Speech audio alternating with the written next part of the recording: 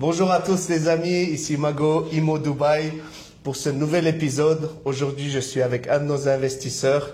Je vais le laisser se présenter, on va parler de son parcours, on va parler aussi rapidement de son expérience dans l'achat, dans l'investissement de son projet ici à Dubaï. Donc on va parler de ses appréhensions, de ses craintes, comment s'est passée la transaction. Et ça va vous aider en fait, vous, en tant qu'investisseur, ça va répondre à pas mal de questions, ça va vous aider à y voir plus clair et répondre à pas mal de vos questions et vos appréhensions. Donc voilà, bonjour. Bonjour. Thibaut. Donc, moi c'est Thibaut, je viens de France, de Rennes. Et je connais Mago depuis maintenant 3 mois. J'ai acheté un appartement avec toi. Qu'est-ce que tu fais dans la vie en France? Alors je suis médecin. Quelle spécialité? En radiologie. Donc, Radiologie. j'avais un peu d'argent à placer là. Et donc en début d'année, je me suis renseigné sur l'immobilier à Dubaï. J'ai vu pas mal de contenu, ouais. Ok. Sur YouTube de toi ou de certains de tes collègues. Vous avez un bon aussi un fichier PDF qui oui, donne le pas fichier mal d'infos sur de votre agence, ouais. là, qui est disponible pour tout le monde. Il suffit de donner son mail et puis on l'a. Et la question c'est pourquoi est-ce que tu as choisi Dubaï? Est-ce que c'est via recommandation d'un ami, la famille? Est-ce que c'était toi de tes propres recherches? Qu'est-ce qui t'a amené à Dubaï? Plutôt de mes recherches. C'est vrai que dans mon entourage, personne connaît bien Dubaï. Il y en a beaucoup qui ont une vision un peu biaisée de ce qui est dit. Il serait plus amené à te décourager que t'encourager à investir à Dubaï. Ouais. Et bon, mais après, pour quelle raison? C'est quoi les a priori? Ils ont la vision d'une ville superficielle où il y a des arnaques, c'est les influenceuses à grosse poitrine et ça s'arrête là, ou les gens qui posent dans des faux jets. C'est un peu ça la vision que beaucoup de monde a de Dubaï, malheureusement. Alors que, en creusant un peu, on voit que c'est différent, qu'il y a des gens du monde entier qui cohabitent très bien, qu'il y a beaucoup d'investisseurs, d'entrepreneurs, et que du coup c'est une ville qui a plein d'avenir, qui est dirigée par des gens qui ont vraiment une bonne vision, qui ont déjà fait beaucoup. C'est vrai que Dubaï part de rien, de presque rien. C'était un petit village et maintenant village on voit ce que c'est devenu. C'est quand même voilà, donc on peut faire confiance à ces gens-là. Ils ont une bonne vision au niveau effectivement de la fiscalité. On ne va pas se cacher, c'est quand même avantageux. Ben justement, venons au point qui t'a fait choisir Dubaï. Donc tu as cité la fiscalité. Quels sont les autres points qui t'ont fait? Du coup, c'est une ville qui a un bon futur. Globalement, ils savent capter les gens du monde entier qui ont envie d'investir, qui ont envie d'entreprendre. Donc globalement, au niveau de la démographie, c'est quand même important dans l'immobilier.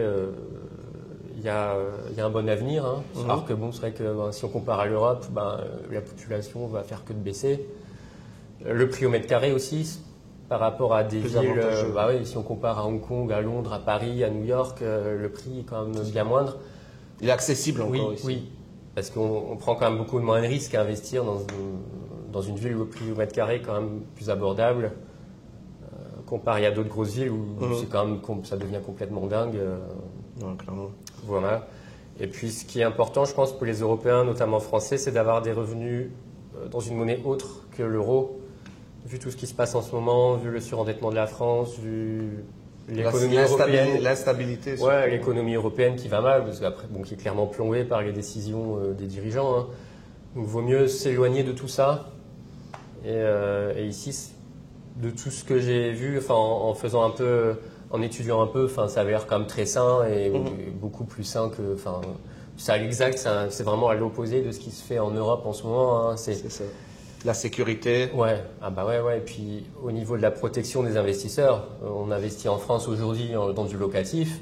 Les squatteurs, les gens qui payent pas, ou d'autres, si on fait des travaux, il y a plein d'entreprises qui bossent mal. C'est dur de se protéger. Qu'on se le dise, tu avais tout à fait l'opportunité de te positionner à Rennes. Oui. D'acheter un bien à Rennes. Oui. Et c'est justement le fait qu'il y ait les squatteurs qui sont plus protégés que le propriétaire, et que limite si le propriétaire intente une action, c'est lui qui sera en prison. Ça se retourne contre lui, oui. Exactement. Tu as même des propriétaires qui ont été condamnés parce qu'il y a des squatteurs qui se sont blessés dans les appartements où les gars ils payent pas un rond, ils dégradent l'appartement, ils font perdre des milliers d'euros aux propriétaires. C'est une dinguerie. Et t'en as qui ont réussi à porter plainte contre un propriétaire. Je crois qu'il était tombé dans l'escalier, la rampe avait pas tenu. Parce que c'était squatté, il pouvait pas le réparer. Et voilà, et donc Et le propriétaire a été condamné parce que le logement était insalubre. Recherche l'article, je t'assure, tu vas le trouver. C'est une folie, mais je vais regarder, on le mettra peut-être même dans la description. Des articles de propriétaires qui ont été condamnés parce qu'ils ont essayé de se débarrasser du squatter. Alors qu'ici, le squatter, non, il ne paye pas le jour même, il est déporté. Ouais, ça va très vite ici. Mais après, tu as la sécurité aussi.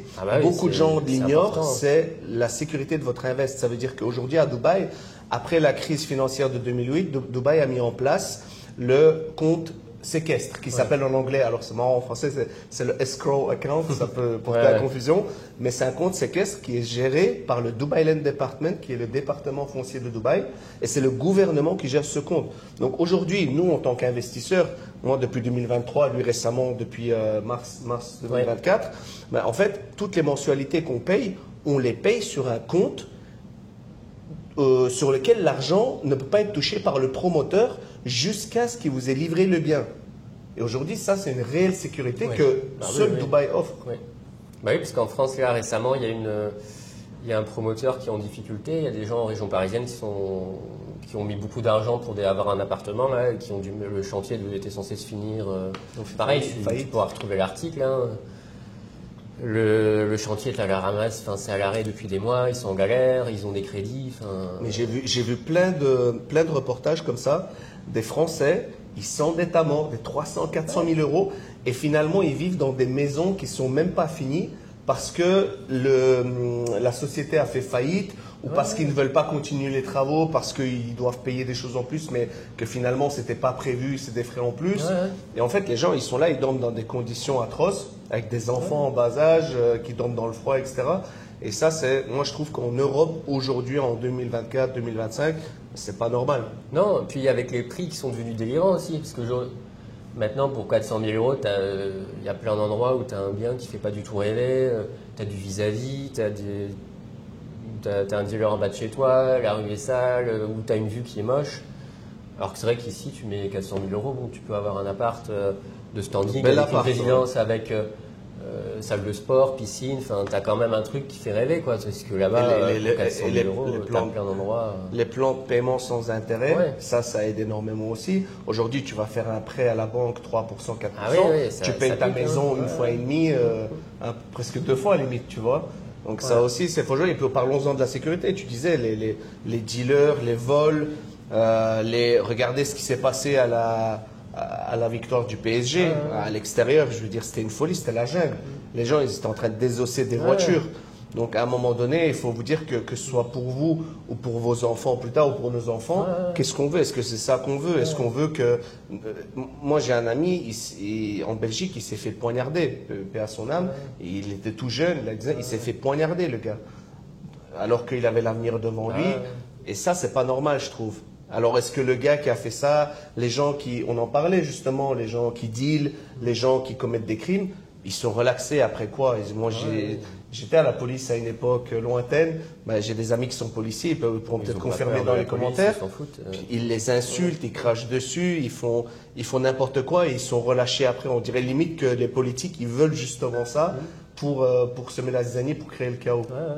C'est sûr qu'à Paris, là, les gars qui payent 20 000 euros du mètre carré pour voir des fous tout cassés en bas, après, s'ils ont envie de mettre 20 000 euros du mètre carré, c'est leur problème. Moi, perso, je n'ai pas 20 000 euros au mètre carré à mettre pour voir ça. Enfin, je ne me paye pas ce luxe-là. Mais chacun fait ce qu'il veut. Mais bon, clairement, pour la plupart des gens, il vaut mieux. Et tu es arrivé à Dubaï hier soir. Ouais. Là, on s'est vu, on a été manger. C'est la première fois que tu viens à Dubaï. Quelles sont tes premières impressions? Qu'est-ce que tu as ressenti? Est-ce que c'était comme tu l'espérais? Pire, mieux? Donne tes impressions. Alors après, c'est la première fois que je viens, mais bon, je connais pas mal de gens qui sont venus, des amis qui sont venus récemment, donc j'avais été mis au parfum quand même. Donc c'est pas la totale surprise. Voilà. Mais globalement, c'est vrai que c'est comme ce qu'on avait dit, quelque chose qui...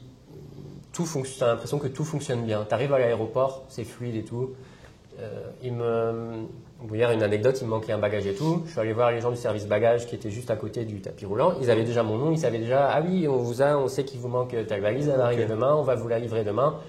Voilà, allez là, vous donnerez l'adresse de votre hôtel, on vous la livre. C'est d'emblée, bam.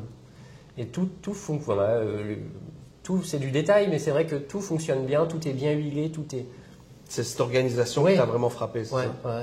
Et c'est vrai que tous les gens sont professionnels, courtois, du chauffeur de taxi, tout le monde. Alors que bon, c'est vrai que c'est pas forcément toujours le cas en Europe, hein, mais c'est vrai qu'en tout cas, tout est bien huilé, tout fonctionne bien. C'est vrai que, et c'est d'autant plus admirable que, encore une fois, il y a 30 ans, 40 ans en arrière, bah, ils partaient vraiment presque de zéro. Clairement, c'était un village de pêcheurs. Ouais, aujourd'hui, c'est devenu un hub mondial international. Ouais. Les buildings, bah, tu vois ici derrière nous même, il y a, de l'autre côté, il y avait Skyrise de Bingati. Là, tu vois des grues. De l'autre côté, tu vois des grues. Donc, la ville, les infrastructures continuent de se développer. Ouais, il y a des ponts à tout va. Quand tu vas te promener un peu, tu vas voir des ponts un peu partout en train de se construire pour justement fluidifier la circulation parce qu'on approche des 4 millions d'habitants. Du coup, c'est normal qu'il y ait des embouteillages. Dans toute grande ville, il y a des embouteillages. Donc, c'est tout à fait normal et naturel. Et du coup voilà. Quelles autres impressions tu as de Dubaï? Est-ce que peut-être plus tard, tu te verrais vivre à Dubaï? Bah pourquoi pas. Après, c'est vrai qu'en tout cas, ça a l'air très agréable hein, pour les gens au quotidien. Ça offre quand même beaucoup de commodités pour les gens qui bossent. Après, c'est sûr que les gens ici ils bossent beaucoup. Mais il y a tellement de facilité à côté que ça rend acceptable le fait d'avoir des horaires parfois à rallonge. C'est vrai qu'il y a tellement de commodités à côté. Les résidences avec plein de les amenities, les équipements. Déjà, dans toutes les résidences, c'est la norme d'avoir une piscine, une salle de sport. Après, tu as plein de choses qui sont rajoutées dans les nouvelles résidences, ces nouveaux projets. Tu as notamment le cinéma extérieur ou cinéma intérieur, salle de tennis, salle de squash, salle de yoga. Tu as même des podcast rooms maintenant. Des podcast rooms, tu as des gaming rooms.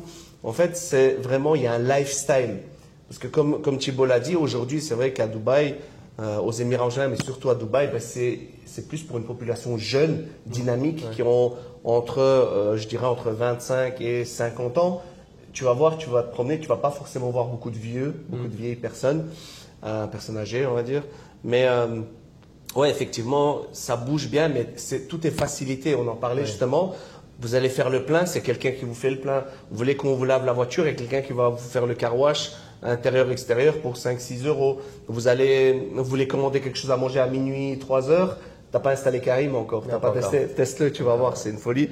Mais vous voulez une course, je sais pas, il est 2 heures du matin, t'as besoin de ketchup mayo. Moi, je l'ai déjà fait, je crois qu'il était 23h30 minuit. J'ai commandé 15 minutes, 20 minutes après, j'avais mon ketchup mayo à la maison. Tu vas me dire pourquoi j'ai besoin de ketchup mayo à 23h quand j'avais envie d'un sandwich. Ouais. Tu vois, voilà. Comme ça, mais voilà, il y a tout. Et en fait, c'est tellement facile que, en fait, c'est limite toxique.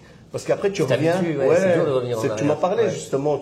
Le cerveau s'habitue à un niveau de vie où c'est dur. Un certain confort, c'est dur de revenir en arrière. Donc voilà. Je sais pas si tu as quelque chose à rajouter par rapport à Dubaï, ton invest, par rapport à ton ressenti.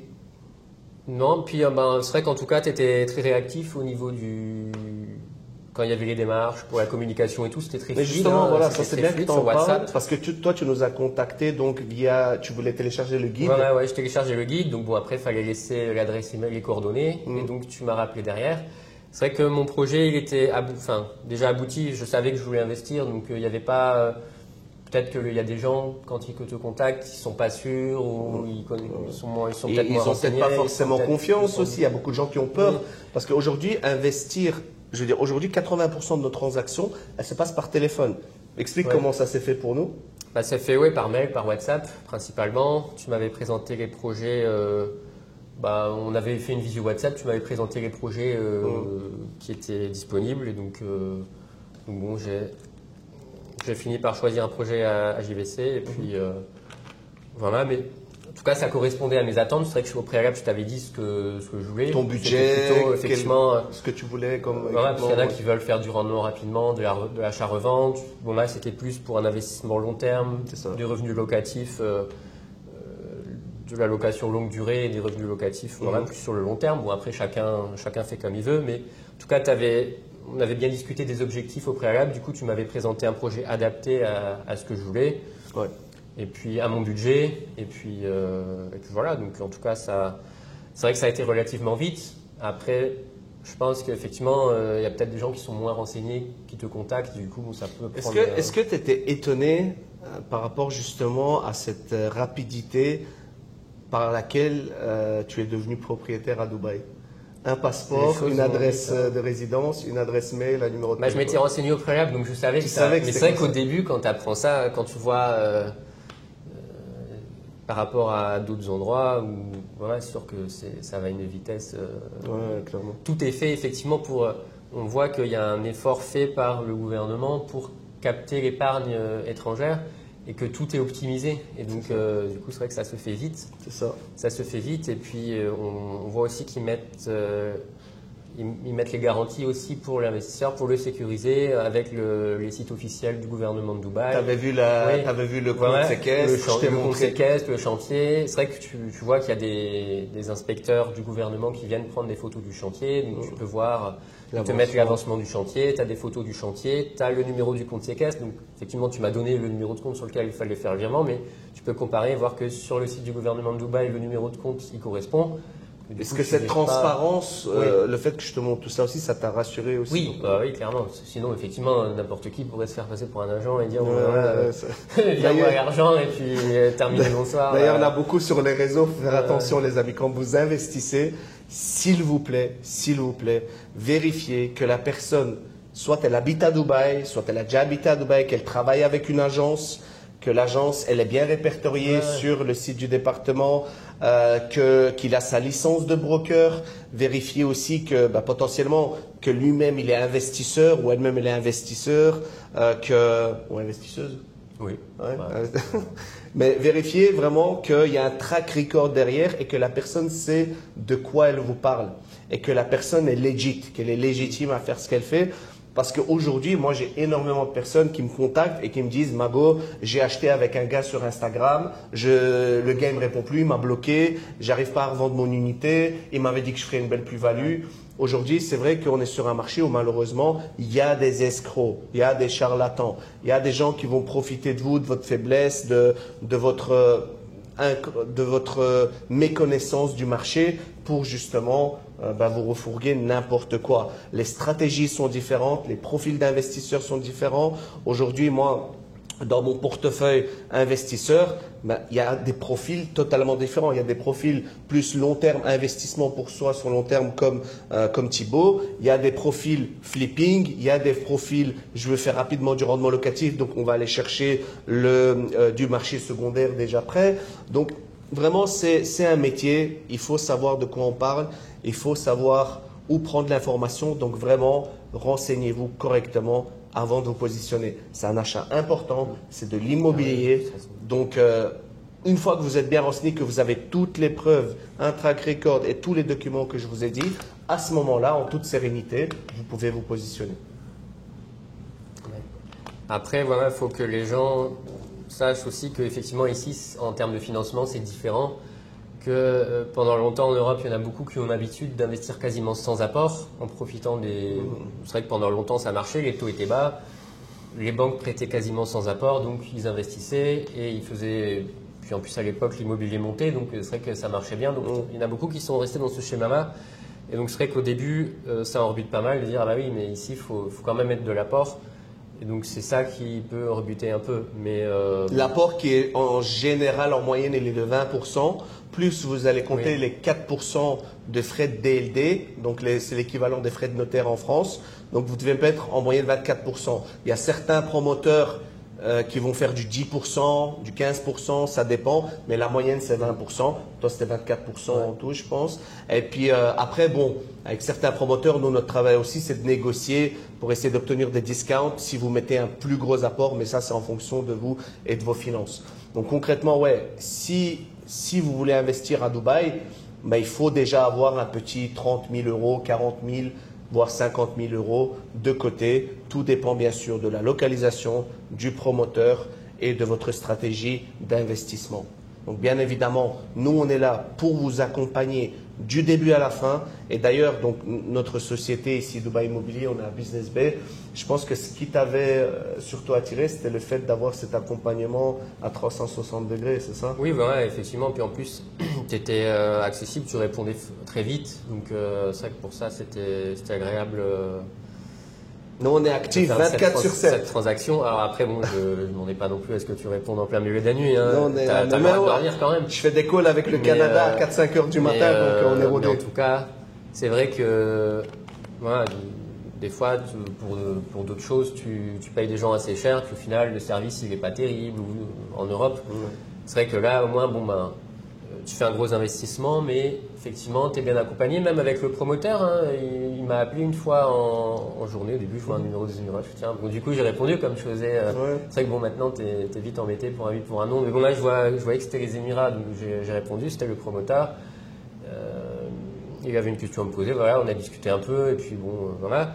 Mais en tout cas, effectivement, tout est fluide, tout se passe bien. Les gens sont réactifs, sont professionnels, et c'est vrai que c'est très agréable pour ça. Et nous, en fait, ce qu'il y a de bien ici, c'est que on accompagne, c'est tout un cycle. On accompagne non seulement lors de l'achat, on accompagne également pour la location, location longue durée. Après, si vous voulez faire du short term, courte durée, ben, on a des prestataires pour ça aussi. Mais on accompagne également lors de la revente, si vous souhaitez faire une revente avec plus-value. Donc, c'est vraiment un cycle complet. On a aussi une partie corporate, Société Émirats, où on vous aide à établir une société, que ce soit en mainland ou autre. Donc concrètement, c'est vraiment un accompagnement ultra complet.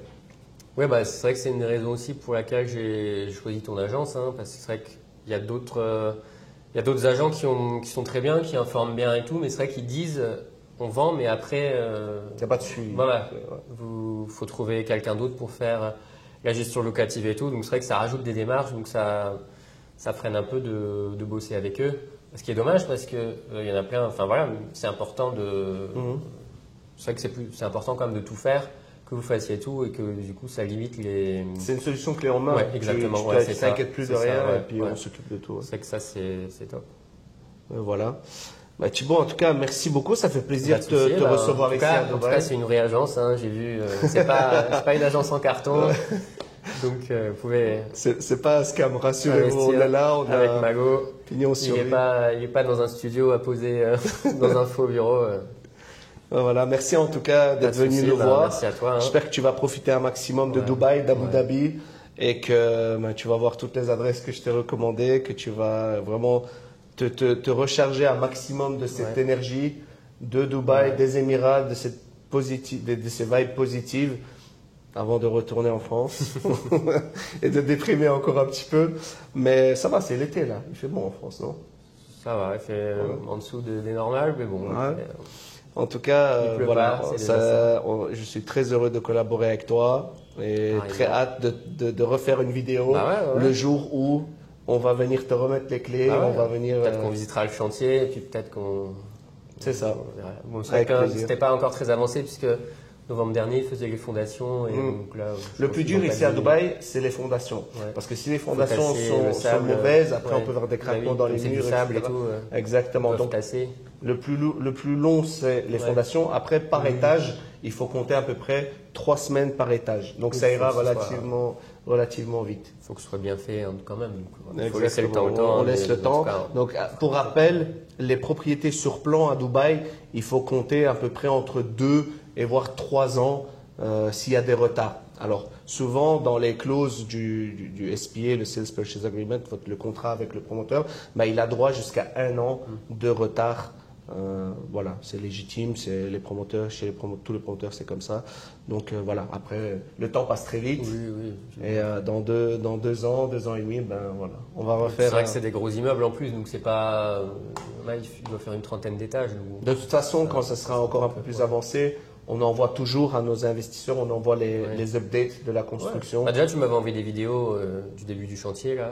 Ouais, donc voilà, on tient au courant, on vous tient au courant de l'avancement, donc il y a un suivi derrière. On vous laisse pas après l'achat, on vous laisse pas, on vous oublie pas. Nous, on a continué de s'écrire, d'échanger. Donc et voilà. Voilà Thibaut, merci encore une fois. C'est la 3e fois que je te remercie. Et n'hésitez pas si vous avez des questions, des appréhensions, des remarques en commentaire. Voilà, tout commentaire est bienvenu. Likez, abonnez-vous, très important le soutien. Et voilà. À très bientôt Thibaut. À bientôt.